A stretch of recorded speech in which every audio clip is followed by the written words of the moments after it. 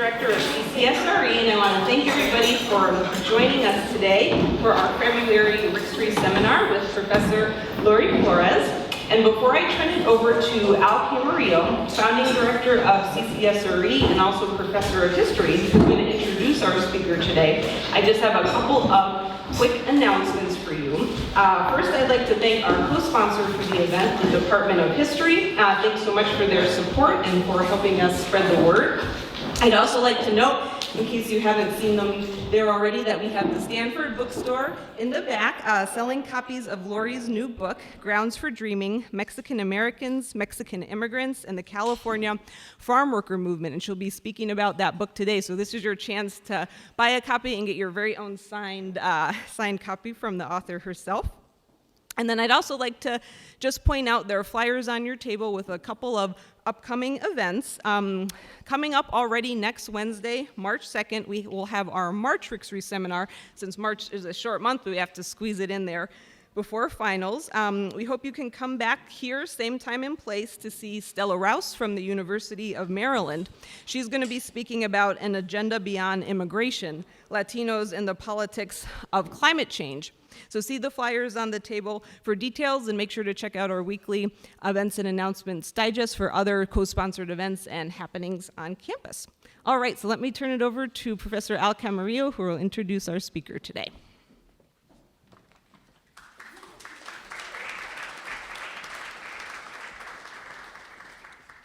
Thank you, Mariam, and hello, everybody. Welcome. Nice crowd today. One of the great joys in my long career at Stanford has been the training of the next generation of scholars, of historians. And nothing gives us greater pride and gratification after we've sent them off and they come back triumphant with book in hand. So welcome back, Laurie. You are coming back triumphant with a wonderful book. By the way, Laurie, I didn't tell you this when you entered graduate school, but when you signed that letter, in the fine print, 5% of all royalties go to your graduate advisor. But it's not much. It's not much.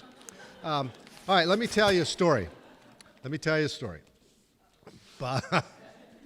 will embarrass you a little bit, not too much. I get a call from Steve Pitti, one of my former graduate students who's on the faculty in the history department at Yale. It was about 2004 or so. He says, Al, I've got this amazing student. She's from a small South Texas town and had some trouble the first year adapting to Yale, but she's caught intellectual fire. She's writing an honors thesis that's tremendous. She needs to come to Stanford for the PhD. So I had a conversation with this young woman, and it was clear from everything that she had done in the sophomore and junior and senior years at Yale, she was prepared to enter the PhD program at Stanford. And everything that Steve Pitti said about her was fulfilled, and even more. So Laurie Flores is just an unbelievable role model of how you do it. How you get into a graduate program, you make the most of it, access the opportunities, and excel. Now, I'm not in the habit generally of quoting myself, but but I pulled out my letter of recommendation as Laurie was applying to positions across the country, and she received multiple offers, and there was no surprise. So I'm going to embarrass you a little more, Laurie, and I'm going to read just a couple paragraphs from this because you'll see why I'm doing this. Simply put, second paragraph of the letter, Laurie Flores is the best and most productive of the 25 PhD students I have had the pleasure of mentoring over 35, now 40 years at Stanford. Now, don't tell Vicky Ruiz this or George Sanchez, but she is also an accomplished teacher of undergraduates with several departmental and university awards. On every front, Laurie has distinguished herself, publication record, teaching and writing awards, university and service awards, conference papers presented, et cetera, et cetera.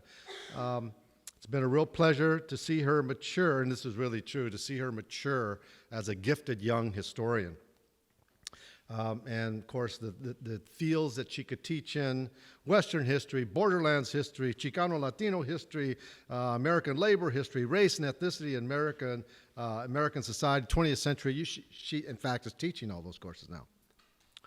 So listen to what she accomplished while she was here at Stanford. Laurie completed her dissertation and received the degree in June 2011. Prior to completion of the thesis, she published several articles, in addition to several book reviews and several entries in an encyclopedia of Mexican-American history. 2 of those articles received the Best Article Award for graduate student entries in the Pacific Historical Review of the American Historical Association, which is a premier journal in Western for history of historians on the West Coast, western part of the country. And she received the other award for the best article submitted by a graduate student to the Western History Association.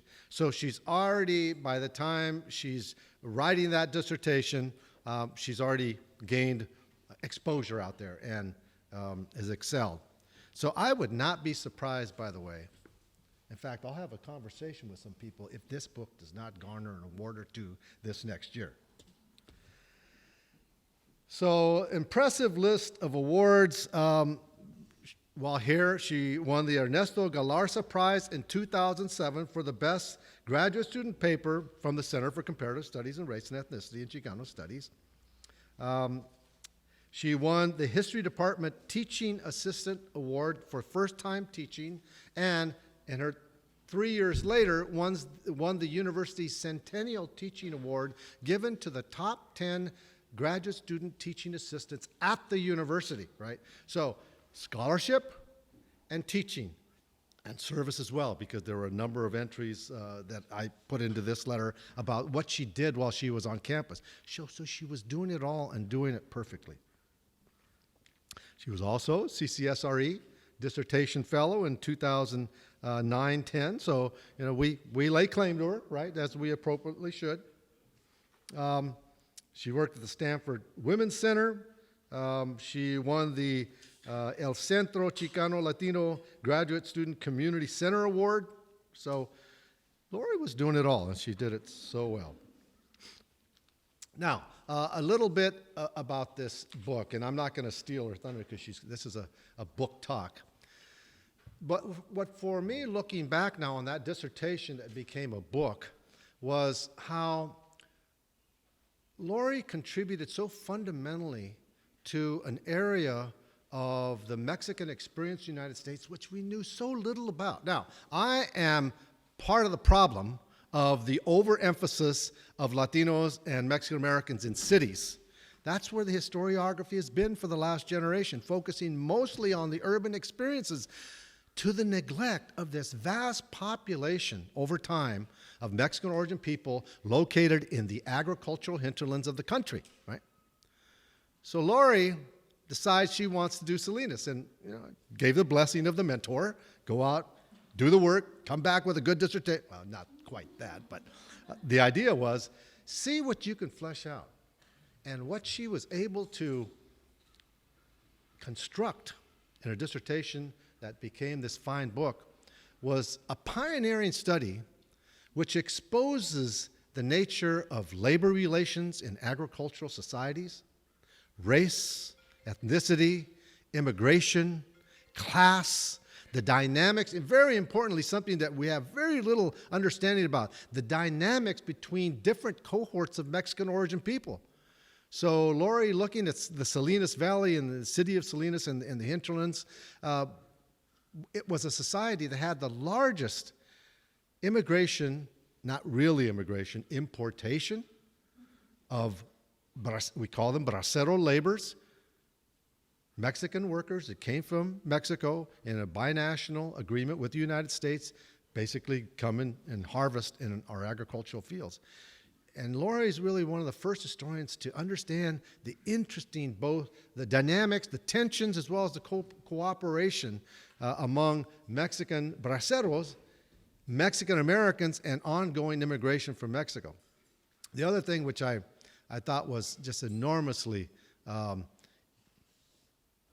fascinating, both fascinating and important, is we understand the history of the United Farm Workers, but it had never been told from the perspective of the salad bowl of the world, right? The largest lettuce growing region of the world. And no one had ever talked about the UFW in this part. Well, it's critically important part of the history of the United Farm Workers movement and farm worker organization in the 1960s and 1970s. That's embedded in this book. And I'll add one thing. She's probably not going to talk about this today, and she always gets she has to be humble about these things. But I'll tell you, this book is an intervention about the origins of the Chicano movement.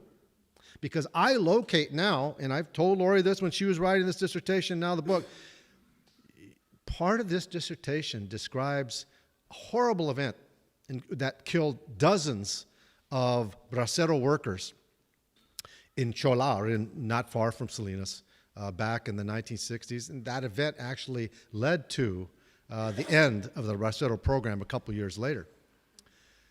But she pinpoints a moment when Chicano, Mexican-American urban leaders came to this rural town that brought farm workers and brought people from the community, and they were talking together, mobilizing together. I locate it as the origins of the Chicano movement. So another intervention that's critically important. So we're going to hear about this book today. Laurie, of course, just a quick, you know this from the CCSRE announcement. Laurie is assistant professor of history at SUNY Stony Brook campus. After graduating from Stanford with the PhD in 2011, she went on to Bowdoin College postdoc for a year and then settled into the position where she's doing wonderfully. She teaches courses on 20th century America, Mexican-American borderlands, U.S.-Mexico borderlands, Chicano Latino history, immigration, race, ethnicity, labor, gender. And her talk today is Latinos and the U.S. Farm Worker Rights Movement, the Trauma of Then and Now. So please join me in welcoming back to Stanford, Laurie Flores.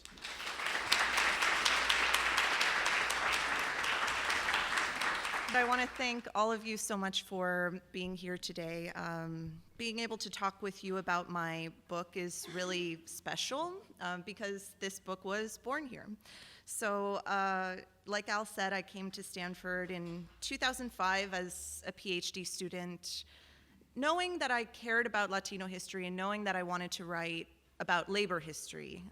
But while I was navigating my way through graduate school and trying to figure out exactly what I wanted to work on, really, and I'm not exaggerating when I say this, you could not ask for a better advisor and mentor than Al. I am just so lucky that I got to be one of the people that he trained throughout his career, and I will always be grateful for all the support he gave me, not only as a scholar, but as a human being, as a person. I think all of us who know Al know that he really cares about his students in a very holistic manner. So I'm so lucky to have been a part of his teaching, his mentorship, and lucky to be at Stanford. Coming in from New York last night, I was like leaving behind the rain and the snow and being like so excited, and I woke up this morning and it's perfect. So I really love being back here. And I'm really honored to be a part of this RIXRE lunchtime series because back when I was a student here, it was some of the most stimulating stuff. The most stimulating events I went to at Stanford were often organized through RIXRE and CCSRE, and I'm really grateful to have the support and have the opportunity to talk to you on the other side today about my book. So my book, which is called Grounds for Dreaming, Mexican Americans, Mexican Immigrants, and the California Farm Worker Movement, examines the history of the Salinas Valley. And the Salinas Valley is a region not far from here at all. It's about an hour and a half drive south of here.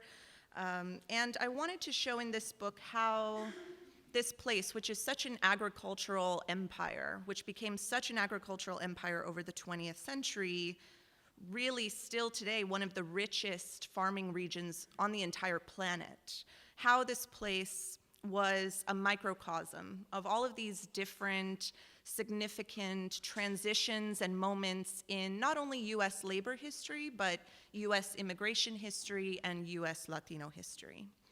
And those who are not too familiar with the Salinas Valley, popular knowledge of this region still continues to be rooted in the literature of Steinbeck. So the Salinas Valley still makes much of this literary legacy and actually brands itself as Steinbeck country. And this kind of brand draws in thousands of tourists and visitors per year who want to see those, lush vegetable fields, or who want to learn more about how this region just had this astronomical rise to being one of the agricultural giants in America by the mid-20th century. But in these public narratives that the Salinas Valley puts forth to the people who visit the region, the history of how the valley's wealth was built on the backs of farm workers, and particularly Latino farm workers, is almost always glossed over, save for a very brief mention of Cesar Chavez and the United Farm Workers Union, or UFW, and the lettuce strikes which happened there in the 1970s and 1980s. Other than that, the history of Latinos and how they shaped and transformed this region to make it what it is today, we often don't hear about that in these public history narratives of this place. So my book wants to offer that more Latino-centered history of the Salinas Valley. And at the same time, it's a darker narrative of this place. It's a more critical narrative of this place.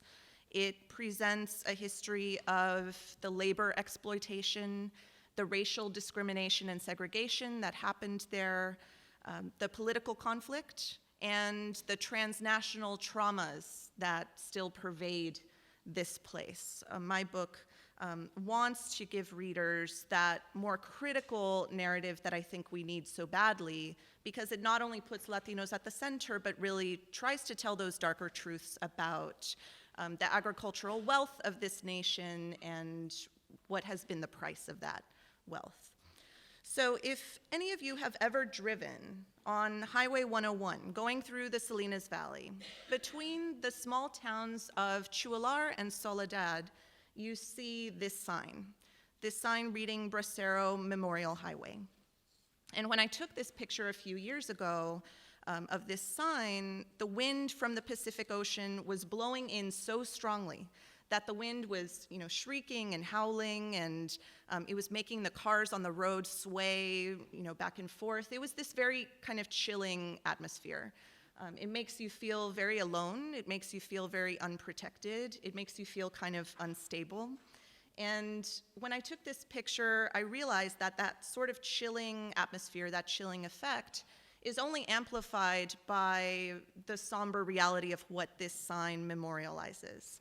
And what this sign memorializes are dozens of Mexican guest workers, otherwise known as braceros, who died in two major transportation accidents here in the Salinas Valley during the tenure of the Bracero program. The program lasted for almost a quarter of a century. We started importing Mexican guest workers in 1942 because of World War II, and did not stop importing them. In fact, we imported on average 200,000 Mexican men per year until 1964. So for almost a quarter of a century, this program was going on, this binational labor agreement between the US and Mexico, and it was highly unregulated, highly unmonitored, and braceros were often meeting the ends of their lives, their deaths, in the course of working in the United States. So the first of these deadly accidents that this sign commemorates happened in June 1958. Basically, 14 braceros burned to death in their labor bus when a lit cigarette sparked with a can of gasoline in the back compartment of this bus they were traveling in. And because they were trapped in this back compartment, separated from their driver, they couldn't call out to their driver for help. And also they were trapped by chains tied on the outside of the bus's back doors, so they couldn't get out of the bus. And this was a very common practice in the vehicles that were used to transport farm workers back in the 1950s and 1960s in the Salinas Valley, but also other places all around the United States. And then 5 years later, in September 1963, a Southern Pacific freight train, ironically carrying a load of sugar beets, crashed into a Bracero labor bus at an unmarked railroad crossing in the town of Chualar. And this violent crash killed 31 braceros, one undocumented worker, and injured numerous others. And a lot of people blamed that crash on the recklessness of the driver of that Bracero bus. So the hazards and the physical toll and the deaths and all these horrific incidents that were happening to braceros, these guest workers in our country who were ostensibly supposed to be protected. These horrific incidents really gripped the nation. It really captured the attention of the nation in their exposure of how hazardous conditions of bracero labor were in the United States. And so the Salinas Valley, which had been long praised as, like Al said, the salad bowl of the world, was revealed to be this very dark place in which people were dying, in which people were not being protected, and in which farm workers were being severely mistreated, both US citizen and immigrant. So as migrant labor, civil rights, and human rights activists tried to use these braceros' deaths to bring wider attention to the plight of US farm workers, the Salinas Valley really became important. It became this center of all these debates in our nation around immigration, around the power of agribusiness in this country, and labor, our labor policies. How were we going to deal with not only our citizen farm workers, but those farm workers who we were importing over the border and treating as these sort of temporary people and treating their lives as very disposable, expendable. So my work on what we would call central coastal California, it already builds upon really excellent scholarship that is already out there on the lives of the Latino working class in the United States. So we have tremendous work already on cannery workers, on vineyard workers, cotton workers, citrus workers. We have a bunch of scholarship that really adds to our knowledge of what these workers experienced in their daily working lives and also in their lives outside of work.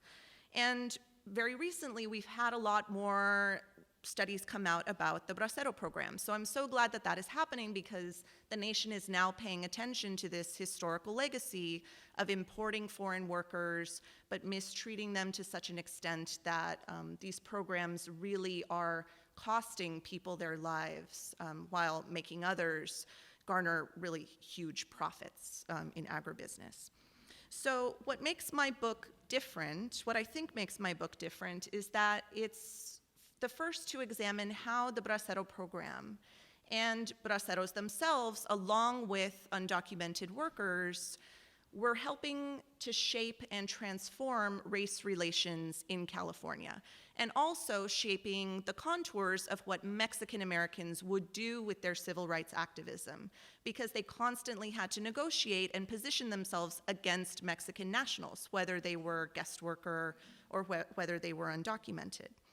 So what I argue is that an agriculture-centered community, an agriculture-centered economy, definitely impacted the politicization of Mexicans, both Mexican American and Mexican national, in very distinct ways, in ways that we do not often see happening if we look at Mexican Americans and Latinos in urban settings. The agricultural setting makes things extremely different here.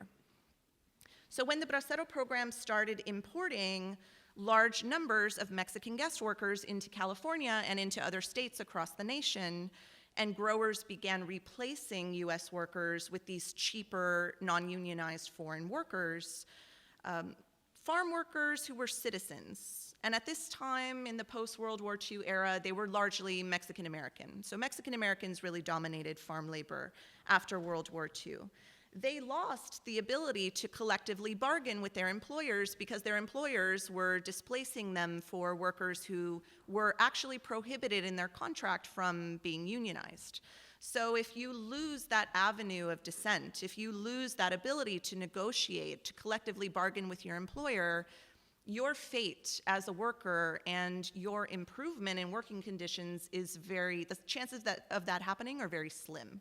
So from the point that the Bracero program really started to take off in US agribusiness, we see agricultural workers falling drastically behind industrial workers in terms of their wages, in terms of their conditions, in terms of their upward social and economic mobility. We're noticing this in a very big way. And so in communities where it operated, the Bracero program was this kind of wedge, this kind of obstacle that really blocked Mexican Americans from advocating for themselves in traditional manners such as labor unions. That chance was kind of taken away from them over time. And then when the Bracero program started producing this parallel stream of undocumented immigration, because those people who were too impatient to wait for a Bracero labor contract, or who just wanted a more immediate, faster way to cross the border to start working in the United States, now we had three groups of Latinos in California: Mexican Americans, Braceros, and now undocumented Mexican immigrants, who were now experiencing these kind of tense, triangulated relationships with each other in and outside of the fields. And this picture here is of a Bracero picking lettuce in the Salinas Valley with the Mexican American foreman supervising him. And so we're already seeing how these different groups of Latinos are coming into contact with each other at work, but also coming into contact with each other outside of work, in the public sphere, in their social lives, and what ended up happening there. What did those relationships look like, and where do we see both the conflict and the cooperation happening among these three different groups of co-ethnics? So Mexican Americans were wary of both braceros and undocumented immigrants because they saw them as labor competition. They saw them as threats to their socioeconomic status, and they grew even more resentful of Mexican nationals, especially when the INS started ramping up its surveillance of the border. Once the INS started ramping up its efforts in the 1950s, Mexican Americans were very resentful when immigration authorities would assume they were undocumented, would racially profile them and assume that they didn't belong in the country, and question their rights as US citizens and their identity as US citizens. Braceros, meanwhile, were in this kind of very problematic liminal space. They weren't really receiving a lot of support from their home country of Mexico, and they weren't really receiving a lot of protection from their receiving country of the United States. So they were seeking out rights for themselves as guest workers with very little support from anybody around them. And finally, undocumented migrants, who in the 1950s were often derogatorily termed wetbacks, were the most vilified and vulnerable people of all. So they were really falling at the bottom of the agricultural labor hierarchy. Now, the familiar story that we hear when we think about farm worker activism, the farm worker rights movement, is the story of Cesar Chavez. That's the familiar story that most of us know. Cesar Chavez, Dolores Huerta, the UFW, their activism in California in both the grape industry and the lettuce industry in the 1960s, 70s, 80s, that is the story that most of us are familiar with.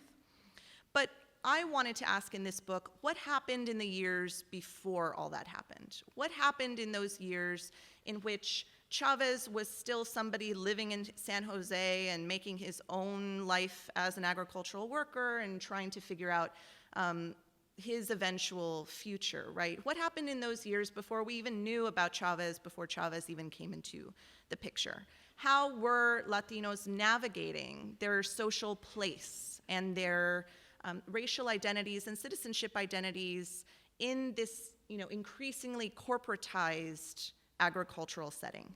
How was that happening, and how was that happening especially when more Mexican nationals were continuing to flow into the country looking for work? The years between World War II and the Chicano movement of the 70s, I think, are this really key period in which we really need to learn more about what was happening, because the Chicano movement kind of gives us this idea that all of a sudden Mexican Americans started agitating and fighting for their civil rights in this country. But they were doing that long before. So knowing more about how they went about doing it, especially out in the fields, that's the kind of thing I wanted to tackle in this book. So there were numerous ways in which the lives of Mexican Americans and Mexicans became intertwined during this period of the post-war era. Friendships in the workplace, romantic relationships, and familial relationships started linking these two populations with one another. So people were crossing not only very literal borders, but metaphorical borders between themselves, depending on what kind of identity and community they felt they were a part of. But with the Bracero program and with the strengthening of the INS as an immigration authority, these forms of connection, these forms of solidarity, these forms of bonding made the Mexican-American and Mexican relationship very tense and a lot more complicated. For example, in my second chapter, I talk about Latino zoot suiters, Latinos who decided to take part in this fashion trend of wearing the zoot suit, especially in the World War II era. And what we know about zoot suiters in cities like Los Angeles is that zoot suiters suffered a lot of discrimination and a lot of brutality at the hands of the LAPD, at the hands of naval servicemen, on furlough in Los Angeles. But it's interesting, if we look at zoot suiting, for instance, in an agricultural setting, we discovered that it was actually zoot suiters who were being the violent ones. And guess who they were being violent to? Braceros. So Latino zoot suiters were sort of looking upon braceros as men inferior to them, inferior and beneath them in social status, in economic status, in citizenship status, and perhaps even in terms of masculinity. So it's really interesting. We see in the Salinas Valley a lot of reports of zoot suiters beating up, attacking, robbing, assaulting braceros, assaulting undocumented immigrants. And this puts a crucial twist, I think, on what we know about zoot suiting in Latino history and in Latino life. We often hear that zoot suiters were at the bottom of this wartime social hierarchy, but in agricultural settings, it was braceros. It was those, lower class farm workers, those menial laborers who were suffering a lot of the violence of the World War II period. So that's something interesting that I found in my research. And I also found in my research that when it came to how Mexican nationals between themselves were interacting, braceros and undocumented migrants had this interesting relationship where they often thought the grass was greener on the other side. So braceros envied the freedom of movement that undocumented workers supposedly had because braceros were tied to one employer for the duration of their labor contract and couldn't get out of being with that employer. And meanwhile, undocumented workers were sometimes purposefully putting themselves in the path of the INS because at this time, sometimes the INS would regularize you as a bracero right there and not make you go back into Mexico, but get you working with an employer nearby who wanted to hire you. So it's interesting. We see all these kinds of triangulated relationships existing between Mexican Americans, braceros, and undocumented migrants, and that all of these people are negotiating what their identities and rights should be in this time period where a lot of that is in flux. And so I think the agricultural context is super interesting because it gives us a different way to look at issues of Latino identity, community formation, and movement and migration during this time period. And what I contend in this book is that the relationships between Latinos themselves were just as important in their politicization as the tensions and relationships we see between Latinos and whites. I think the relationships we see intra-ethnically are just as crucial to pay attention to as this interracial conflict and relationships we see going on in California. So I want to focus on just a couple of extra vignettes from the book to give you a sense of the other things I cared about writing about in this work, and then use them to illuminate what I see as currently relevant today. How does the past help us to see what's going on right now in the present when it comes to the farm worker rights struggle? So immigrant detention and deportation is something that I think a lot of us have our eye on right now. And in my book's chapters on the 1950s, I really could not avoid talking about the INS's Operation Wetback, this paramilitary deportation raid operation which started in 1954, lasted to 1957, and deported thousands and thousands and thousands of Mexicans to Mexico. And Operation Wetback certainly impacted Latino communities, and an interesting way that it impacted them was, I was looking at these deportation files in the National Archives in San Bruno and realizing from reading these files that a lot of these undocumented men who were being deported were having romantic relationships with Mexican American women. They were living with them, they were having children with them, they were marrying them, and so their deportation files really revealed to me that Mexican American women were these sort of important bridge figures who were forming these kind of intimate bonds with undocumented Mexican men, also with braceros, and we only have a few studies of that so far, and it's really a fascinating topic. Oftentimes, Mexican American women were discouraged from dating, loving, marrying Mexican men because their friends or their relatives or their parents would say, they're too transient, they're too financially unstable, they just want a green card, your heart's gonna get broken, your own socioeconomic status is going to be downgraded if you get involved with one of these men. But what we find is that many Mexican American women chose to start forming relationships with immigrants, whether they were guest workers or whether they were undocumented.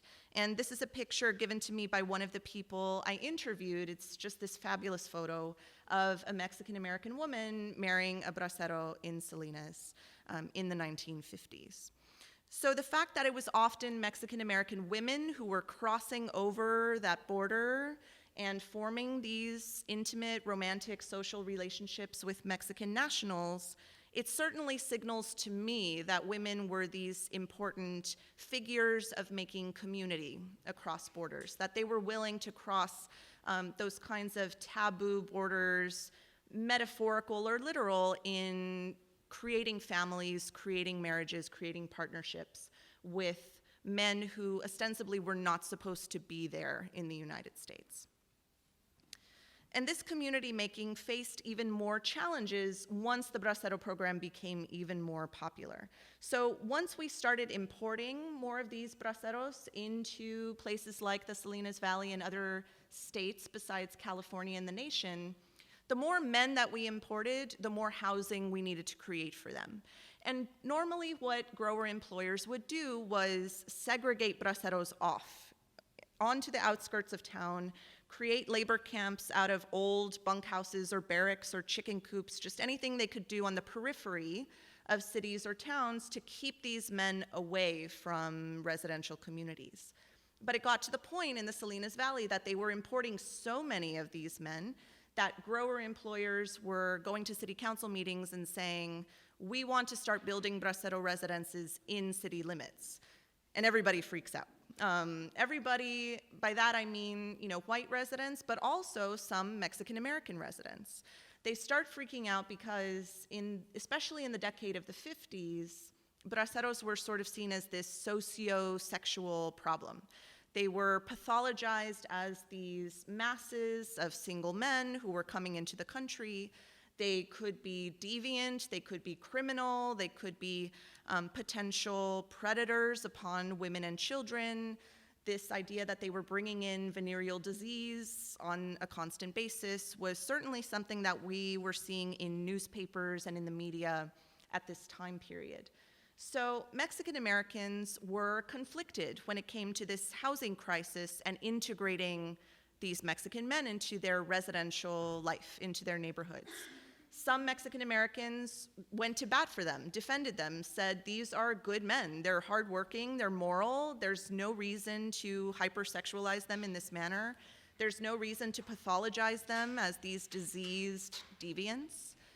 But other Mexican Americans wanted to distance themselves from these men because they were very conscious and very aware that they could be racially conflated with them at some other point in time. So some Mexican Americans said, yeah, I agree, we should not be letting them into our neighborhoods for fear that they would start becoming assumed to be a bracero, right, or part of that Mexican national community. And still other Mexican Americans had their own motives for, debating whether these bracero camps should be set up inside city limits at all. I do some research on the Community Service Organization, or the CSO, which is a really important civil rights organization across California at this time period for Latinos. And the CSO in the Salinas Valley protested the presence of braceros, but not for the reason that you would think. They protested having bracero camps built in residential areas because grower employers were taking the sites for those camps. They used to be low-income housing for Latinos, and they were buying them up and evicting Mexican Americans out of them. So the CSO was protesting the presence of these Mexican men, but not because they felt this sort of antagonistic relationship with them. It was more like, we are trying to protect the rights we've fought so hard to have.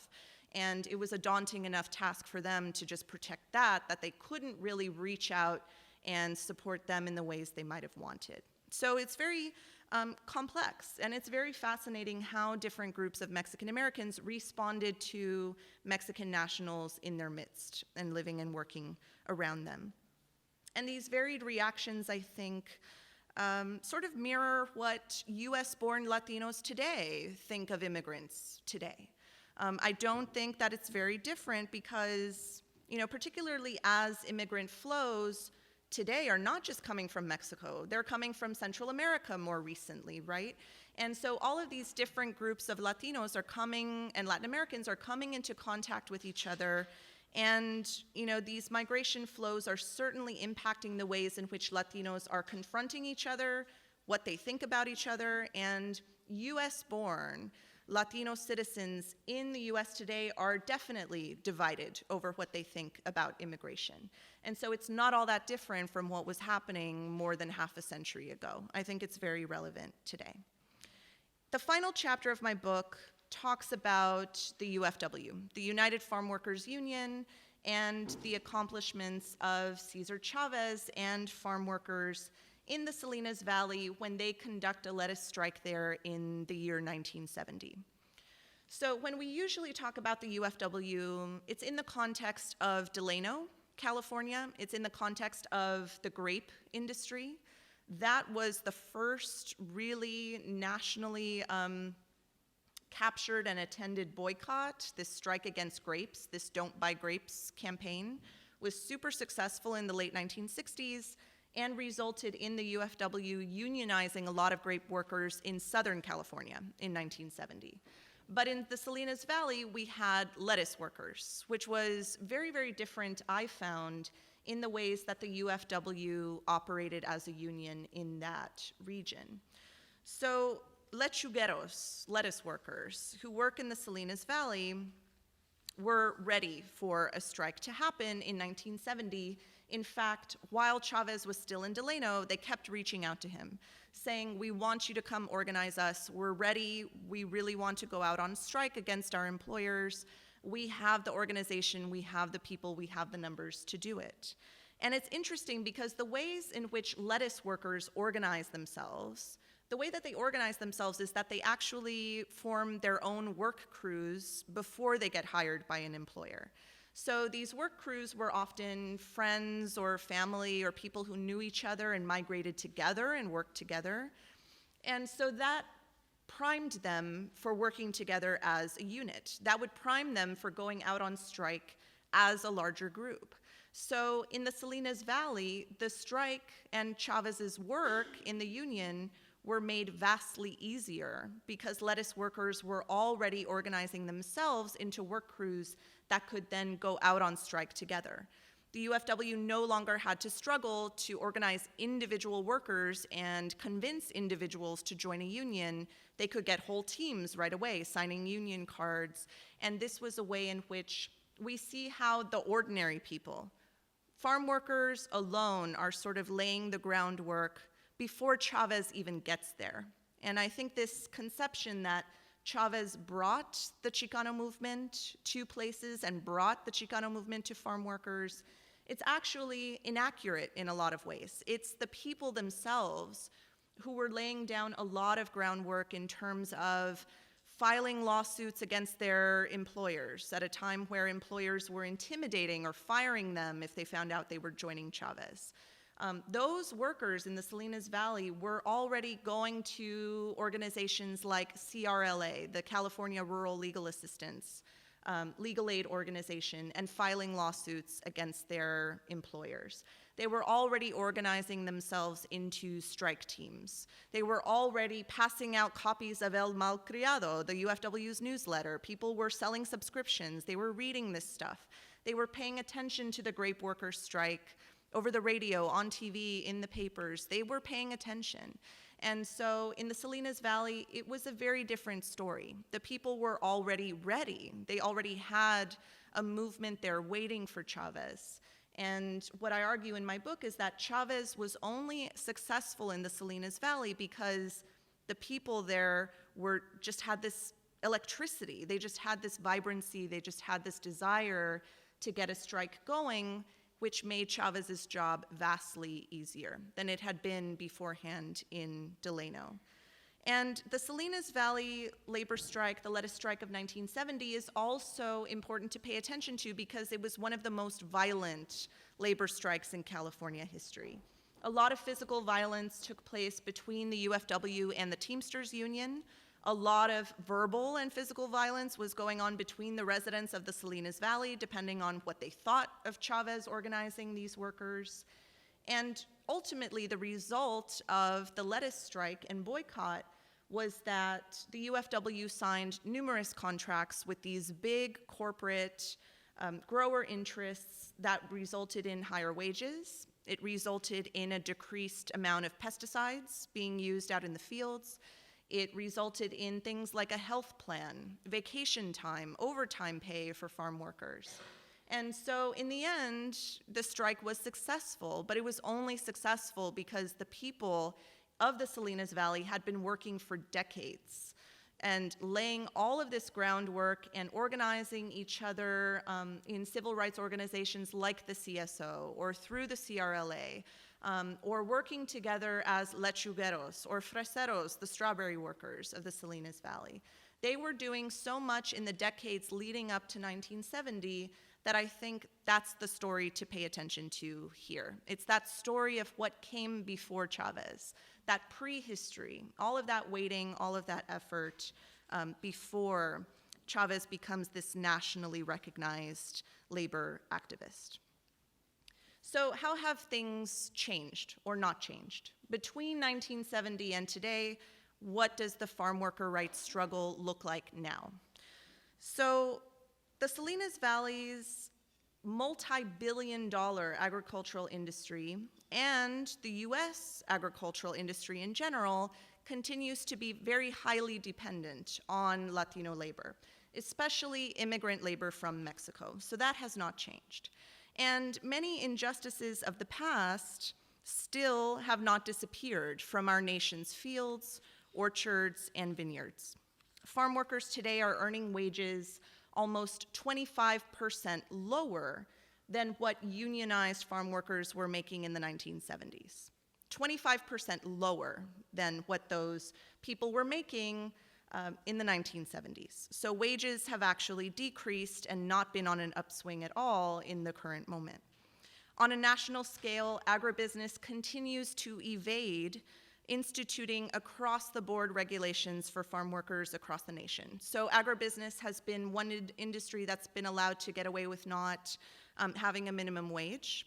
It doesn't have to pay overtime. It doesn't have to give a day of rest to farm workers. They sometimes have to work for 7 days a week, especially where I live, upstate, in the upstate New York area, the Hudson Valley. Those workers have to work 7 days a week. They do not get a guaranteed day of rest. Agribusiness is still very hostile to labor unions, so that is still going on, that blocking of that access to collectively bargain with employers. And this refrain that we often hear that you just can't get Americans to do that type of work, that kind of refrain is what keeps agricultural labor distanced as this sort of Mexican occupation or this immigrant occupation that then allows the typical American voter to just sort of forget that that is an industry we need to pay attention to. It makes voters forget that they could demand of their representatives to put new laws in place or more protections in place for these workers who are some of the most vulnerable people in our country right now. Along with low wages, farm work continues to be characterized by not enough rest breaks for workers, not enough shade or protection from heat. A lot of farm workers continue to die from heat stroke out in the fields. There's not enough toilets or sanitary facilities out in the fields still. Sexual harassment, sexual assault is still very prevalent, and workers are still being threatened with firing or being deported if they complain about their conditions. Tens of thousands of farm workers suffer pesticide poisoning every year. Migrant and seasonal farm workers, in fact, have an average life expectancy of only 49 years, compared to the national average of 79 years. So that's a huge difference there. And distressingly, farm workers are still dying in transportation accidents, very much like the ones I mentioned to you at the beginning of my talk. Employers, because they're trying to maximize profits, are often cutting corners on very basic safety measures for transporting farm labor. Vehicles used to transport farm workers are often found with defective windows, defective doors, not enough seat belts. Sometimes the seats are completely ripped out so they can cram as many farm workers as they can into one vehicle. And now we have this system called the raitero system. It's a carpooling system in which farm workers have to pay a fee every day to get rides to and from their work sites. And oftentimes, the drivers of these vehicles are not certified to transport that many people, or they're negligent and do not have the training to drive vehicles like the ones that they are driving those workers in. In the late 1990s, a series of 187 deadly farm labor vehicle crashes in California's Central Valley eventually persuaded the California state government to start putting more laws in place when it came to farm worker transportation. But that is only in California. It's a state-by-state thing. So for instance, in Florida, on the other side of the country, where we have a bunch of citrus workers, right, and a bunch of farm labor happening there, they have not instituted such regulations for safety or transportation. So it's this complication between what state laws are doing, how they're being regulated, versus what we're doing on a federal level in terms of protecting farm workers. It's the inconsistency there that's really harmful to farm workers. It's really harming not only their everyday working conditions, but putting them in real danger of losing their lives if they encounter a negligent driver or a poorly structured and constructed vehicle. Into 2016, US farm workers are still dying in vehicles not equipped to transport them. Just a few months ago, the picture at the bottom right, this past November, a group of Mexican H-2A guest workers from Mexico, their bus that they were riding in veered off an interstate, killed 6 of them, injured 6 more of them, And the grower employers of vehicles like this and accidents like this continue to evade responsibility because they put the responsibility on the middlemen, on the labor contractors, on the drivers. And so any punishment, any sanctions are not really going to employers themselves. They're going to these other figures in the middle of that hiring structure that then, just push the blame down the ladder and really doesn't result in any big reform. And the H-2A program, for those of you who don't know about it, it's very similar to the Bracero program of the past. The H-2A temporary agricultural visa program ties workers to very specific employers. It's very little monitoring by labor agencies across the country. And Mexicans are still being issued the vast majority of these H-2A visas. They're given about 90% of them, which shows us that US agribusiness has not been willing to let go of those old labor patterns. It's not willing to let go of that system that they got used to for so long of importing Mexican labor consistently. So the present looks a lot like our past. And with these new migrant waves coming from Central America now, and more waves of migration from indigenous populations in Mexico too. Triquis, Mixtecs, all of these different populations that are now working alongside US-born Latinos or these ex-braceros who stayed in the US after their contracts were over. We are starting to see conflict between those groups now.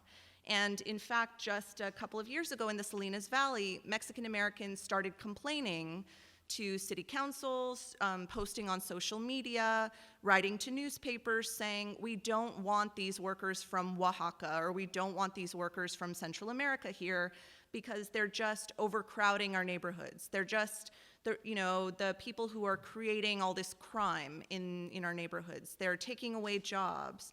They're breaking various laws.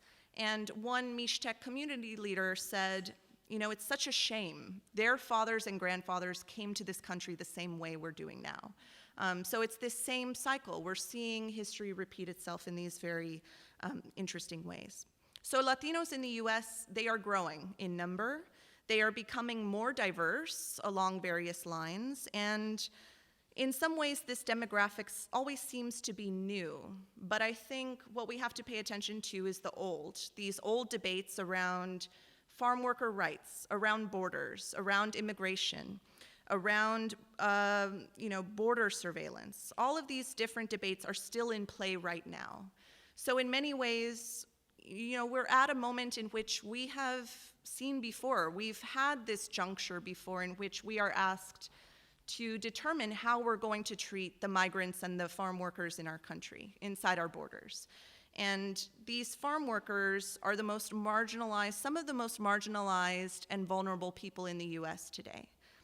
They have grounds for dreaming of something better, and those dreams can only be realized if we disinherit them of this legacy of trauma and invisibility that they've suffered through for so long. Thank you.